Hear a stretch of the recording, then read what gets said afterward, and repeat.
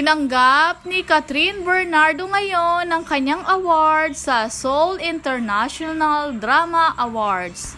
Proud na proud ang ABS-CBN dahil back-to-back nakuha ang award. Last year ay si Bel Mariano, this year naman ay si Catherine Bernardo. Si Bel Mariano nakuha niya sa He's Into Her Best Actress at si Catherine Bernardo naman sa Too Good to Be True. Grabe, napakagaling talaga ng dalawang phenomenal star.